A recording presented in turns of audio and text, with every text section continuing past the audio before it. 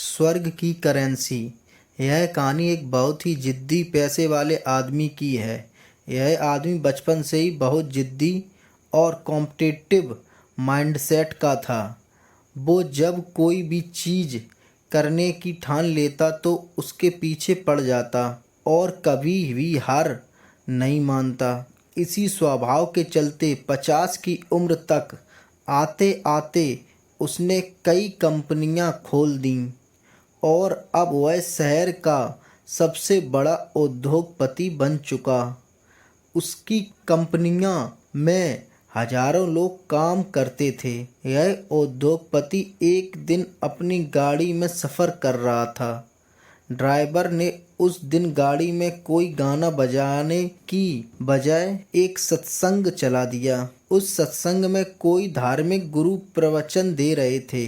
वह कह रहे थे कि आप चाहे जितने हाथ पैर मार लो, आप चाहे कोई भी उपाय कर लो, आप दुनिया में जैसे आए थे वैसे ही दुनिया से विदाई लोगे।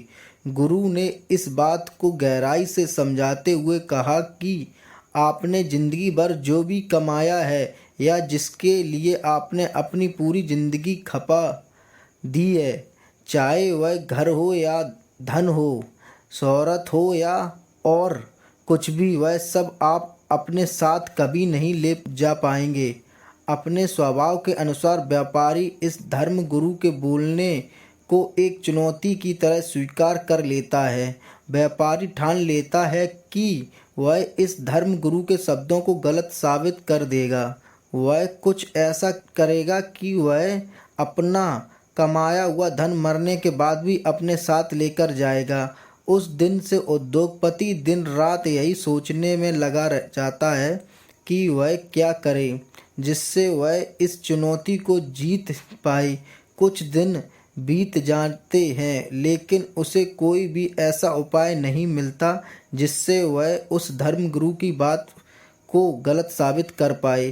काफ़ी सोचने समझने के बाद वो तय करता है कि अब अकेला ज़्यादा नहीं सोच पाएगा, इसलिए उन सभी लोगों के दिमाग का इस्तेमाल करना सही होगा जो उसकी कंपनियों में काम करते हैं। एक दिन वह अपने सभी कर्मचारियों को एक जगह एकत्रित करता है और यह अनाउंस करता है कि जो भी उसे मरने के बाद पैसा अपने साथ कैसे लेकर जाना है, इसके लिए कोई आइडिया देगा वह उस व्यक्ति को 1 करोड़ रुपए देगा। उद्योगपति की ऐसी अनाउंसमेंट सुनकर लोग कानाफूसी करने लगते हैं। कई लोग इसे एक मजाक समझते हैं और कई लोग सोचते हैं कि उद्योगपति का दिमाग खराब हो गया है, उसका मानसिक संतुलन बिगड़ गया है। उस दिन उद्योगपति वापस अपने घर चला जाता है। एक हफ्ता बीत जाने पर भी जब कोई भी उसे कोई आइडिया देने के लिए नहीं आता है तो वह फिर से एक बार सभी को इकट्ठा करता है और इस बार आइडिया देने वाले को 5 करोड़ देने का वादा करता है। अब की बार यह बात उसके कर्मचारियों तक ना सीमित रहकर पूरे शहर में फैल जाती है। अगले दिन एक अनजान आदमी उस उद्योगपति के घर पहुंच जाता है।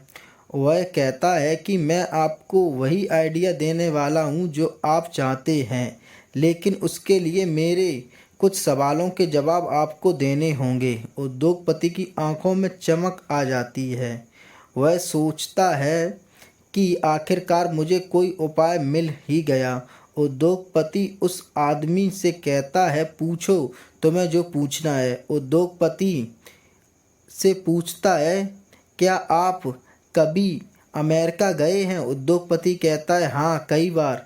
आदमी पूछता है, आप वहाँ पर अपने पैसे कैसे लेकर जाते हैं? उद्योगपति कहता है, मैं एयरपोर्ट पर जाकर उन्हें अमेरिका में चलने वाले डॉलर के साथ बदलवा देता हूँ।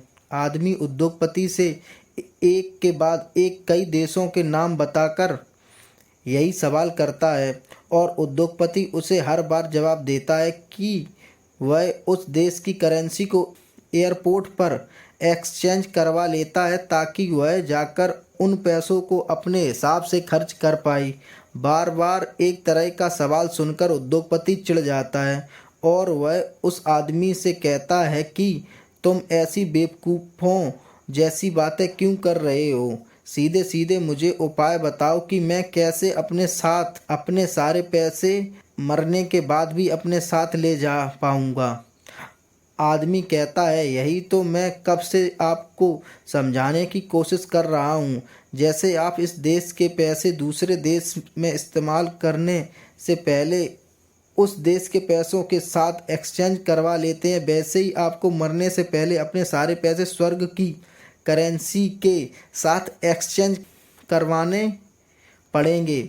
और स्वर्ग की करेंसी है पुण्य। आप अपने पैसों का इस्तेमाल ऐसे कामों में कीजिए जिनसे पुण्य मिलता है। बस यही एक तरीका है जिससे आप अपना कमाया सारा धन अपने साथ मरने के बाद भी ले जा सकते हैं। उद्योगपति को उस आदमी की बात समझ में आ जाती है।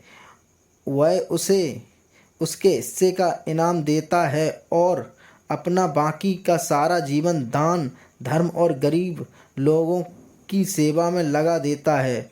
दोस्तों, हमारी स्टोरी कैसी लगी?